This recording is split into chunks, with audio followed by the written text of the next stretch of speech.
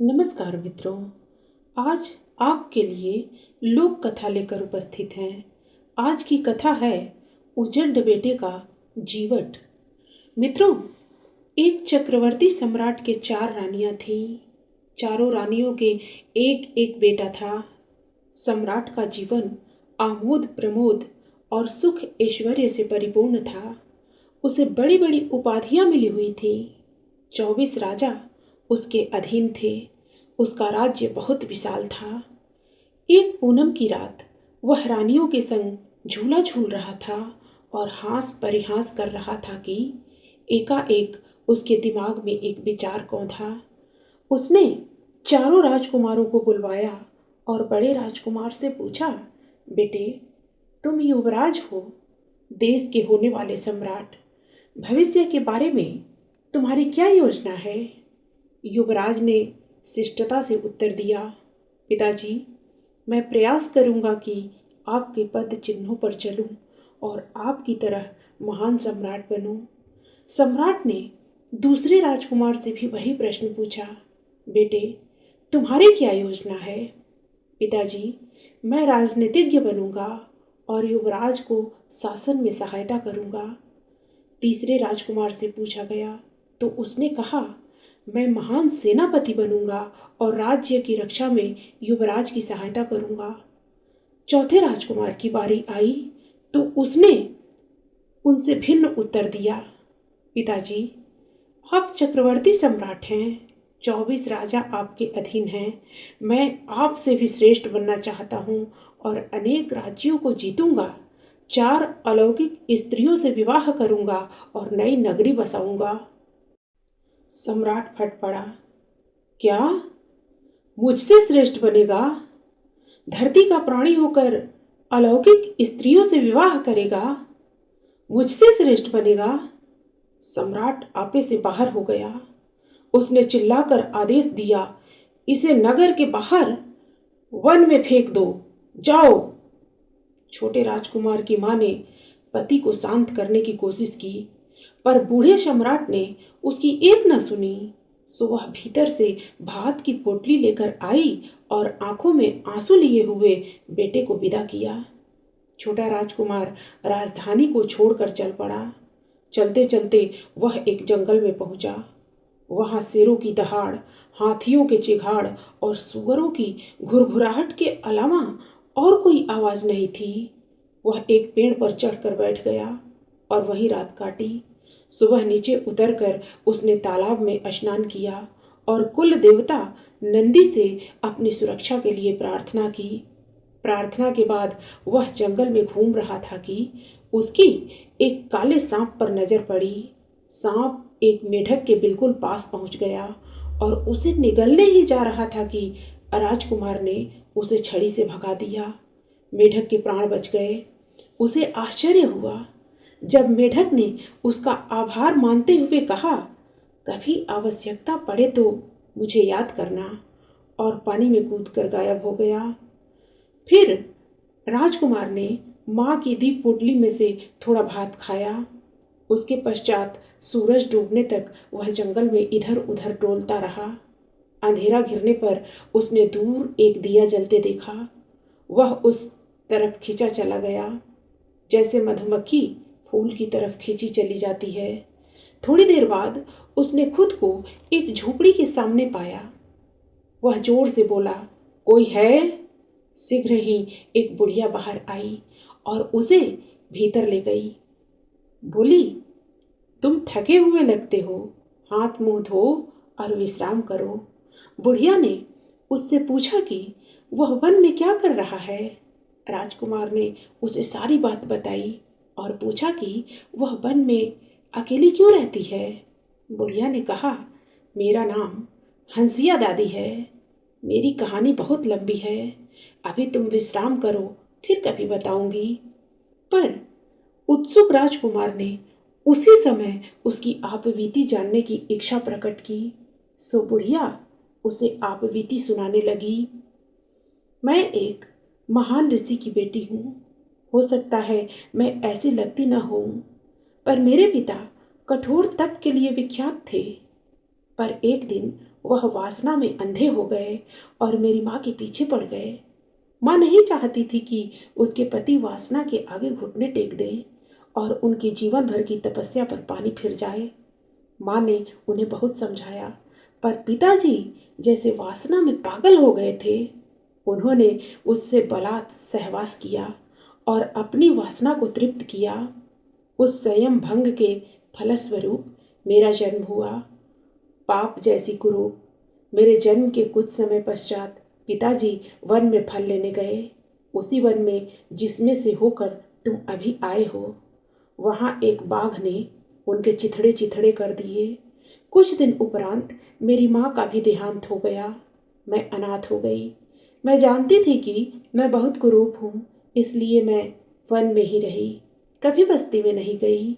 मेरा अधिकांश समय तप, ध्यान, संध्या और पूजा में बीतता था। कठोर तप से मुझे कई शक्तियाँ प्राप्त हुईं। कई अद्भुत बातें मैंने देखी।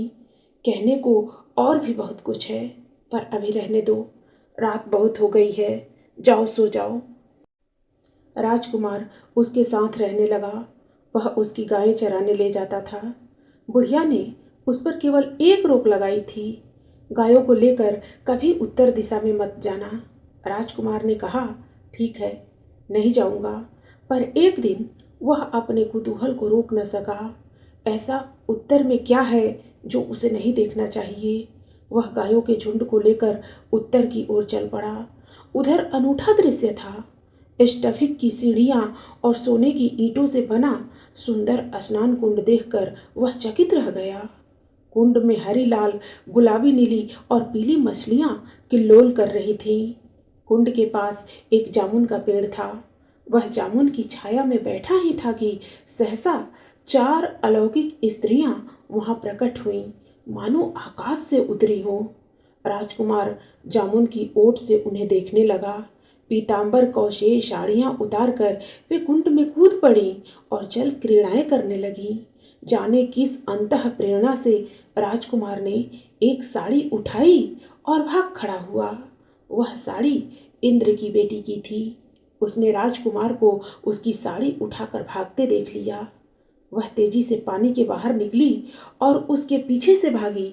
ए लड़के, रुको, तुम बहुत रूपवान और वीर हो, मैं तुम्ही से विवाह करूंगी।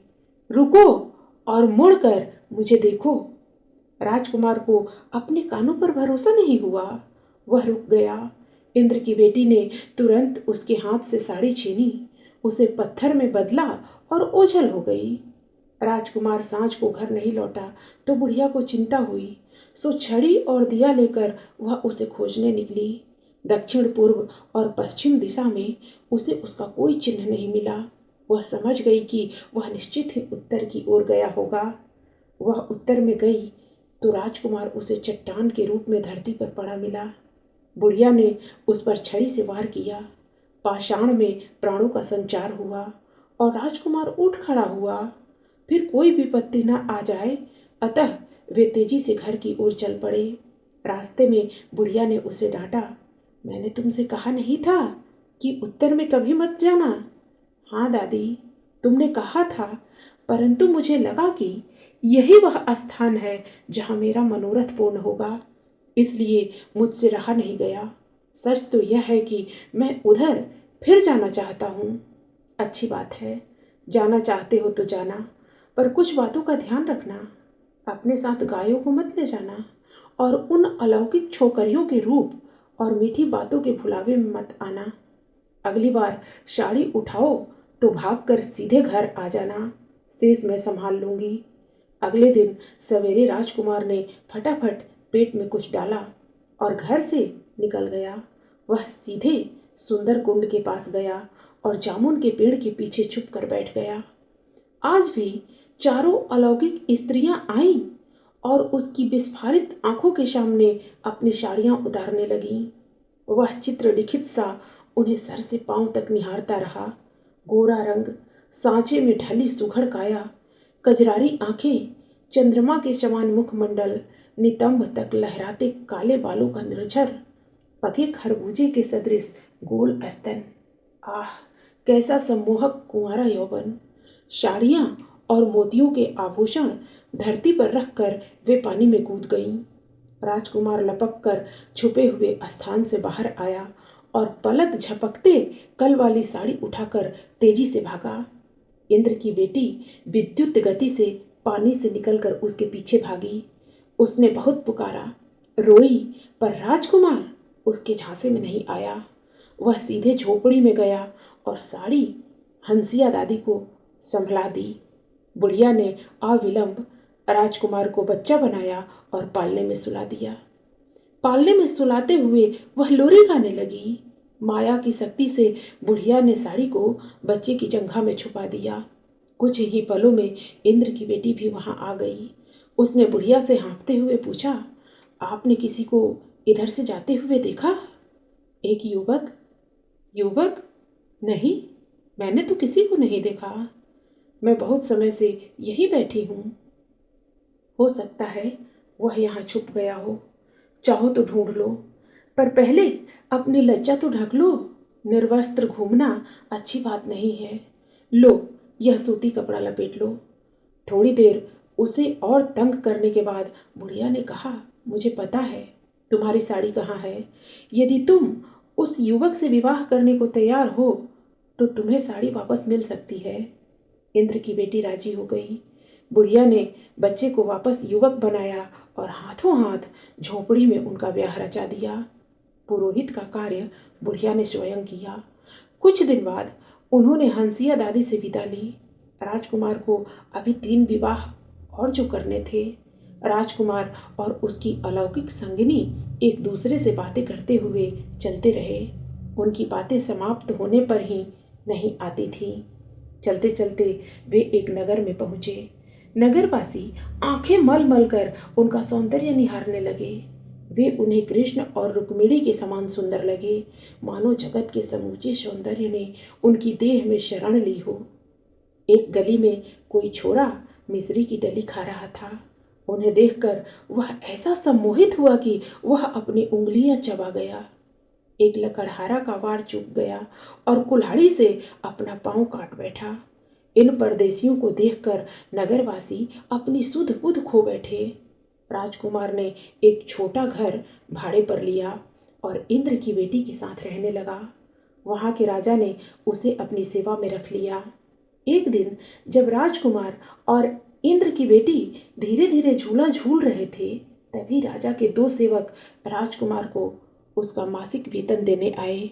उसकी पत्नी की सुंदरता देखकर वे अवाक हो गए। वे भागे भागे राजा के पास गए और हकलाते हुए कहने लगे, महाराज, परदेसी सेवक की पत्नी इतनी सुंदर है कि आप ही के योग्य है। उसका सौंदर्य ऐसा अनुपम है कि वह किसी दूसरे लोक की लगती है। राजा उचित अनुचित का विवेक खो बैठा और स्वप्न लोक में विचरण करने लगा। उसके सौंदर्य का बखान सुनते हुए उसे पाने की राजा की इच्छा तीव्र से तीव्रतर होती गई। अगले दिन राजकुमार प्रतिदिन की तरह राजसभा में गया तो उसने वहां राजा को अनुपस्थित पाया।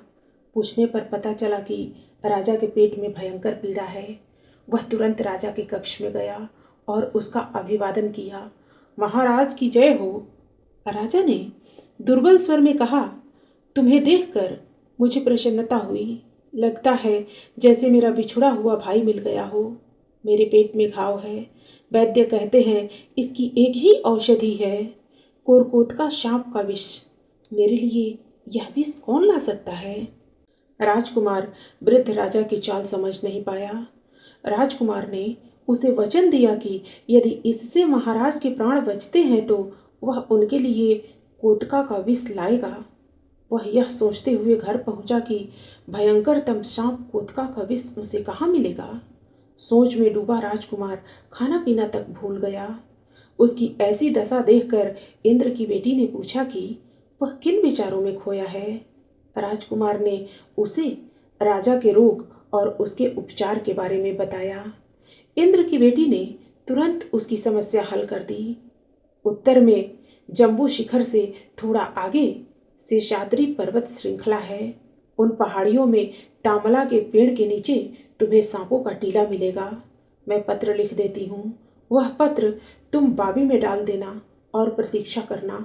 राजकुमार ने खाना खाया और निश्चिंत होकर सो गया। सवेरे वह मुंह अंधेरे उठा और अपने अभियान पर निकल गया। रास्ते में उसने एक पेड़ पर मकड़ी का जाला देखा। उस जाले में एक भारनी कीड़ा फंसा हुआ तड़प रहा था। उसने सतर्कतापूर्वक भारनी को जाले से मुक्त किया और उसे मृत्यु से बचाया।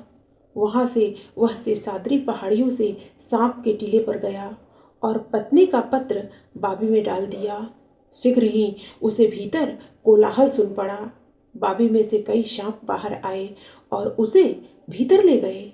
वे उसे नागराज के पास ले गए। वह पहुंचा तब नागराज उसी का लाया पत्र पढ़ रहा था। ओ पाताल लोक के नागराज, यह पत्र इंद्र की बेटी का है, जो तुम्हारी अपनी बेटी के समान है। पत्रवाहक मेरे पति हैं। भूलोक पर मेरी कोई संगिनी नहीं है। मेरे पति के साथ अपनी बेटी का विवाह करने का अनुग्रह करें और उसे अपने साथ भेज दें। मैं आपको विश्वास दिलाती हूँ कि हम दोनों एक दूसरे के साथ सुख से रहेंगी।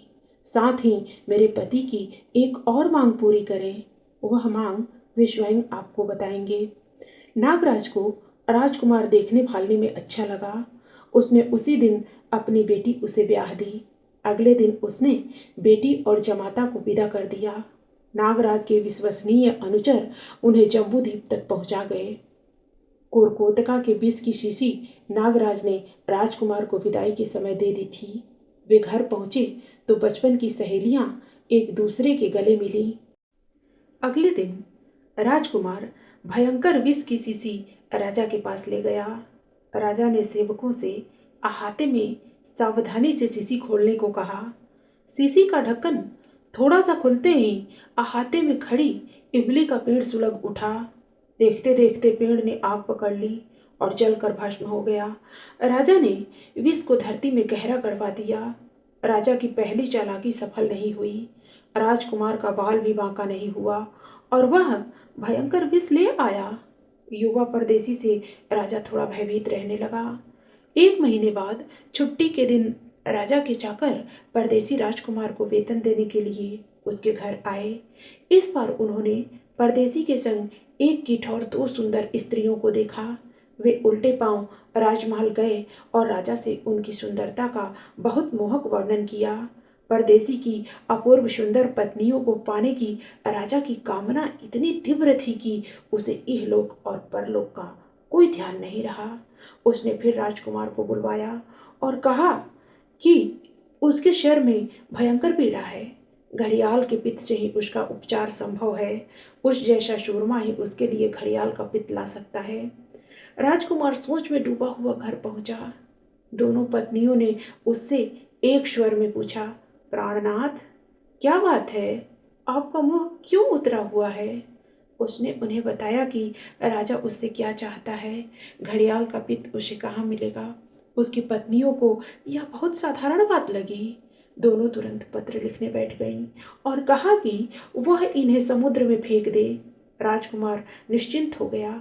उसने भोजन किया और सो गया। सवेरे सूरज निकलते ही वह पत्नियों की बताई दिशा में चल पड़ा। रास्ते में उसने एक तरुण घड़ियाल को सूखी धरती पर असहाय पड़े देखा। पानी के अभाव में वह अधमरा हो गया था। राजकुमार ने उसे सावधानी से उठाया और नदी में छोड़ दिया। पानी का स्पर्श होते ही अधमरे तरुण घड़ियाल में जीवन ठाठे मारने लगा। कृतज्ञ घड़ियाल ने कहा, भले मानुस, तुमने मुझे बचा लिया। कभी संकट पड़े तो मुझे स्मरण करना, और गहरे पानी में चला गया। राजकुमार समुद्र तट पर पहुंचा और दोनों पत्र लहरों को सौंप दिए। कुछ ही क्षणों में 4 घड़ियाल आए और उसे समुद्र के राजा के पास ले गए। राजा ने पत्र पढ़े और बहुत उत्साह से अपनी बेटी उसके सुपुर्द कर दी। उसने दहेज में उसे समुद्र के सर्वश्रेष्ठ हीरे दिए। घड़ियाल का सर्वोत्तम पित्त देना भी वह नहीं भूला। राजकुमार घर आया तो तीनों अलौकिक सुंदरियों के हर्ष का पार न रहा। उन्होंने एक दूसरे की कुशल छीन पूछी। अगले दिन राजकुमार ने घड़ियाल का पित्त राजा को दिया तो राजा की आशाओं पर पानी फिर गया। उसका यह दांव भी खाली गया। अगले महीने जब राजा के चाकर राजकुमार को उसका वेतन देने आए तो उसके साथ तीन तीन अलौकिक युवतियों को प्रफुल्लता से हंसते हुए देखकर उनकी आंखें चुंधिया गई। तृप्तिकर भोजन के उपरांत चारों झूले पर बैठे हास परिहास कर रहे थे। पहले की तरह वे फिर सीधे राजा के पास गए और उन्होंने राजा को बताया कि तीनों युवतियां इतनी सुंदर हैं कि उनकी किसी से तुलना नहीं की जा सकती। भूलोक पर ऐसा सौंदर्य किसी ने नहीं देखा होगा। उनकी मोहिनी ने उन जैसे अनाड़ियों को भी वाकपटु बना दिया। उनके पाने की कामना से राजा पागल हो गया। अगले दिन राजा ने राजकुमार को फिर बुलाया और लगा उसकी प्रशंसा करने। तुम सच्चे शूरमा हो, तुम असंभव को भी संभव कर सकते हो। क्या तुम स्वर्ग में जाकर मेरे माता पिता और भाइयों का कुशल क्षेम पूछकर आ सकते हो? उनके समाचार तुम्हारे अतिरिक्त कोई नहीं ला सकता। जैसा आपका आदेश महाराज, राजकुमार ने कहा और पत्नियों से परामर्श करने के लिए घर लौट आया। तीनों सहेलियों ने रात भर जागकर 500 पत्र लिखे। पत्रों को बोरे में भरकर राजकुमार राजा के पास गया और उससे अग्निकुंड तैयार करवाने को कहा। अग्निकुंड तैयार हो गया और उससे लपटें उठने लगी तो राजकुमार आग में कूद गया। आग में कूदते ही अग्नि देवता उसे अपने लोक में ले गए। अग्नि देवता और अन्य देवताओं ने उसके नाम लिखे पत्र पढ़े। अग्नि देवता ने उसको अपनी रूपवती बेटी का कन्यादान किया और पृथ्वी पर वापस भेज दिया। घर लौटते समय रास्ते में राजकुमार ने एक स्थान पर जलधारा को बिमोटे की ओर बढ़ते देखा। वह रुका और चींटियों को बचाने के लिए जलधारा को दूसरी ओर मोड़ दिया। 4 अलौकिक पत्नियों से घिरा वह उस रात बहुत अच्छी नींद सोया। अगले दिन सवेरे वह राजा और उसके परामर्शदाता मंत्री के लिए एक एक पत्र ले गया। राजा के पत्र में लिखा था, चिरंजीव, तुम्हारे संदेश वाहक से तुम्हारे समाचार जानकर बहुत प्रसन्नता हुई। हम यहाँ कुशल से हैं, किसी प्रकार का कोई कष्ट नहीं है। देवताओं के समान हमें यहाँ सारे सुख उपलब्ध हैं। एक बार तुम भी हमसे मिलने क्यों नहीं आ जाते? यदि चाहो तो तुम यहाँ सदा के लिए रुक सकते हो। जिस विधि से तुम्हारा संदेश वाहक आया तुम भी आ सकते हो। दूसरी कोई विधि भी नहीं है तुम्हारे आने की। हम उत्सुकता से प्रतीक्षा करेंगे। तुम्हारा पिता। राजा और उसका धूर्त मंत्री पत्र पढ़कर रोमांचित हो गए। सदेह स्वर्ग जाने की कामना उनके रोम रोम में नृत्य करने लगी। राजा ने सूरज निकलने से पहले विशाल अग्निकुंड तैयार करने का आदेश दिया। बात की बात में यह समाचार घर घर में फैल गया। अग्निकुंड में कूदने के लिए पूरा नगर उमड़ पड़ा। प्रत्येक स्वर्ग में अपने संबंधियों से मिलने के लिए अधीर हो रहा था। राजकुमार ने उन्हें समझाया, मित्रों, थोड़ा धैर्य रखो। पहले महाराज और सम्माननीय मंत्री को जाने दो। भव्य वस्त्र पहने हुए राजा और मंत्री अपने परिजनों और अनुचरों सहित आग में कूद गए और देखते देखते आग में भस्मीभूत हो गए। राजकुमार ने यह कहकर लोगों को वापस भेजा, आंखें खोलकर देखो, धूर्त राजा और चरित्रहीन मंत्री मर गए हैं। यह आग तुम्हें स्वर्ग नहीं यमलोक ले जाएगी। अपने अपने घर जाओ और सुख से रहो। राजा के कक्ष में राजकुमार को एक कागज मिला। उस कागज पर एक ब्राह्मण का नाम लिखा था। उसने तत्काल एक कुटिया में उस ब्राह्मण को खोज निकाला और उसे राजा का मुकुट पहना दिया। यद्यपि ब्राह्मण ने उसका भरसक प्रतिरोध किया। मैं एक दरिद्र ब्राह्मण हूँ और ऐसा ही रहना चाहता हूँ। मैं राज्य लेकर क्या करूँगा? इसका शासन तुम स्वयं संभालो। राजकुमार ने उसे समझाया, नहीं, यह सब आपका है। मेरा निवेदन है कि मैं भविष्य में कभी इधर आऊं तो आप मुझे आश्रय दें और मुझे कुछ नहीं चाहिए। उस नगर को छोड़कर अपनी चारों पत्नियों के साथ वह जंगल में चला गया। वहां उनकी सहायता से उसने एक विशाल नगर बसाया। उधर उसके पिता को बहुत बुरे दिन देखने पड़े। चक्रवर्ती सम्राट अपने राज्य और संपत्ति से हाथ धो बैठा। यहाँ तक कि आजीविका के लिए उसे लकड़हारे का काम करना पड़ा। किसी ढंग के काम की तलाश में राजा और उसका परिवार यहाँ वहाँ भटकने लगा। भटकते भटकते एक दिन वे इस नई नगरी में आए। राजकुमार ने महल के झरोखे में से उन्हें नीचे गली में जाते देख लिया। उसने उन्हें अंदर बुलाया और सभी प्रकार की सुख सुविधाएं उपलब्ध कराईं। कुछ दिन पश्चात राजकुमार और उसके तीनों बड़े भाइयों ने आखेट पर जाने का निश्चय किया। आखेट पर जाने से पहले उसने अपनी पहली पत्नी की पीतांबर कौशेय साड़ी माँ को संभाल कर रखने के लिए दी। उसने माँ को जोर देकर कहा कि वह इस साड़ी को दृष्टि से ओझल न होने दे और ना ही इसे किसी को दे। इस समय राजकुमार की चारों पत्नियां नहा रही थीं। जाने कैसे उसकी पहली पत्नी को साड़ी के बारे में पता चल गया। उसने सास से अत्यंत मीठे स्वर में कहा, माँ, वह नई वाली कौशेय साड़ी तनिक दिखाओ ना, कैसी सुंदर है।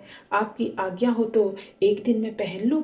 सास ने कहा, नहीं, यह मैं नहीं दे सकती। तुम्हारे पति ने इसे किसी को देने के लिए मना किया है। क्या मुझे भी नहीं? बहू ने मुंह फुलाकर कहा। आखिर उसने सीधी सादी बुढ़िया को अपनी चिकनी चुपड़ी बातों में फुसला लिया और साड़ी ले ली। इसके पहले कि कोई कुछ समझ पाता, चारों अलौकिक सुंदरियों ने साड़ी में अपने को लपेटा और आकाश में उड़ चली। उनके साथ ही उनकी रची नगरी भी आलोप हो गई। नगरी की ठौर पुराना जंगल फिर प्रकट हो गया। बेचारी बुढ़िया रो पड़ी।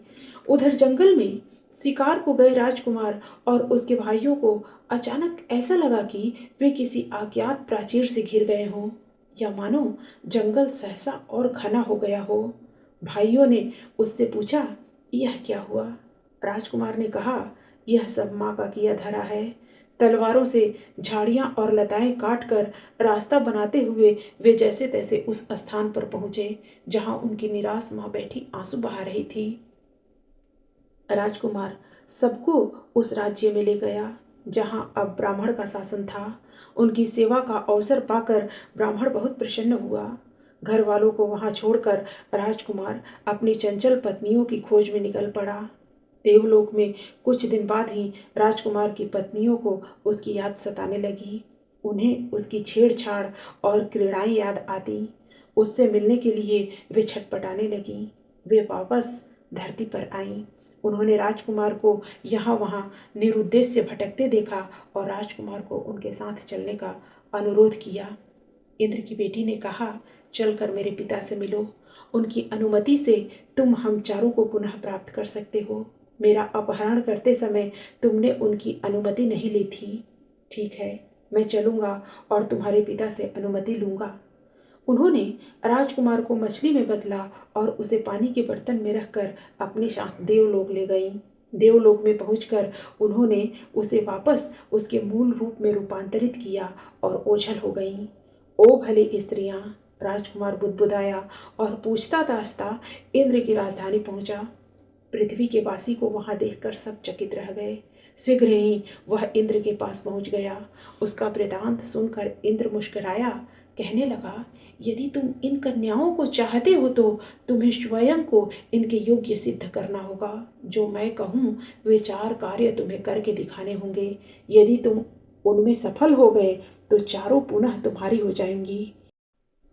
इंद्र ने विशाल मैदान में एक टोकरी तिल बिखेरे और कहा, इन्हें एक पहर एकत्र कर दिया तो अग्नि देवता की पुत्री तुम्हें पुनः मिल जाएगी। राजकुमार घबरा गया। सहसा उसने उन चींटियों को याद किया जिन्हें उसने पहले से बचाया था। याद करते ही चींटियों का पूरा दल प्रकट हुआ और उसकी इच्छा के अनुसार मैदान में से एक एक तिल बीनकर एक ठौर ढेर लगा दिया। यूं उसे उसकी सबसे छोटी पत्नी वापस मिल गई। फिर इंद्र ने अपनी अंगूठी को गहरे कुएं में फेंका जो तल विहीन लगता था और उससे अंगूठी ढूंढ लाने को कहा। अगले ही पल राजकुमार को मेढक की याद आई और लो, मेढक उपस्थित हो गया। उसके कहते ही मेढक कुएं में कूद गया, पर अगले ही क्षण वह वापस आ गया। वह बुरी तरह डरा हुआ था क्योंकि कुएं के तल पर सांपों का झुंड पहरा दे रहा था। मेढक ने अपने छोटे बेटे बेंची को बुलाया और उसे कुएं में अपने साथ ले गया। वहां उसने बेंची को सांपों की ओर भेजा। सांप उसे निगलने के लिए ऊपर आए। मेढक ने तल की ओर गोता लगाया और इंद्र की अंगूठी लेकर ऊपर आ गया। इस तरह राजकुमार को जल लोक की राजकुमारी वापस मिल गई। फिर इंद्र ने उसे केले का पेड़ दिखाते हुए कहा, एक प्रहार में इनके 3 टुकड़े करो और नागराज नंदिनी तुम्हारी। राजकुमार ने तुरंत उस घड़ियाल को चितारा जिसे नदी में डालकर उसने उसके प्राण बचाए थे। उसके चितारते ही घड़ियाल आ उपस्थित हुआ। राजकुमार का अभिवादन करके उसने पूछा कि वह उसके लिए क्या कर सकता है। इस कदली को देख रहे हो? अपनी पैनी पूंछ से एक प्रहार में इसके 3 टुकड़े करने हैं, कर सकोगे? उसने बात पूरी भी नहीं की थी कि पेड़ 3 बराबर टुकड़ों में उसके सामने पड़ा था। नाग कन्या को भी उसने जीत लिया। अब इंद्र ने उसकी अंतिम परीक्षा ली। माया से उसने 3 अप्सराओं को 16 आना अपनी बेटी जैसा बनाया और कहा, बताओ इनमें तुम्हारी पहली पत्नी कौन सी है? राजकुमार के कुछ समझ में नहीं आया। उसे लगा कि इस परीक्षा में वह हार जाएगा। उसके सामने 100% एक जैसी 4 युवतियां खड़ी थीं। पास से देखने पर भी उसे उनमें एक बाल का भी अंतर नहीं दिखा। सहसा उसे भारनी कीड़े का स्मरण आया। जाने कहाँ से भारनी उड़ता हुआ आया, इंद्र की बेटी की साड़ी को छुआ और उसके सर के ऊपर मड़नाने लगा। राजकुमार चिल्लाया, यह रही, यह है मेरी पहली पत्नी। और उसने उसका हाथ पकड़ लिया। उसने उसे भी जीत लिया। देवतागण यह देखकर चकित रह गए कि कैसे मृत्यु लोक से विनीत प्राणी आए और उन्होंने इस नश्वर मनुष्य की रक्षा की। यह सब इंद्र को बहुत मनोरंजक लगा। उसने विवाह अनुष्ठान का भव्य प्रबंध करवाया और दिव्य परंपराओं के अनुसार धूमधाम से उनका विवाह किया। चारों पत्नियों के साथ राजकुमार पृथ्वी पर आया और सीधे अपने पिता की मूल राजधानी पहुंचा। उस राज्य पर अब दूसरे राजाओं का उपाधिपत्य था। उसने सबको मार भगाया, आसपास के छोटे राज्यों को भी अपने राज्य में मिलाया और वहां का राजा बन गया। फिर उसने अपने माता पिता और भाइयों को भी अपने पास बुला लिया। एक पूनम की रात को वह चारों पत्नियों के साथ झूले पर बैठा था। उसे बीता हुआ एक दिन याद आ गया। उसने पिता को बुलवाया और पूछा, जो मैंने कहा वह मैंने कर दिखाया कि नहीं? पिता ने कहा, हाँ बेटे, तुमने कर दिखाया। बेटा हो तो तुम्हारे जैसा। मित्रों, फिर मिलते हैं अगली कहानी में। धन्यवाद।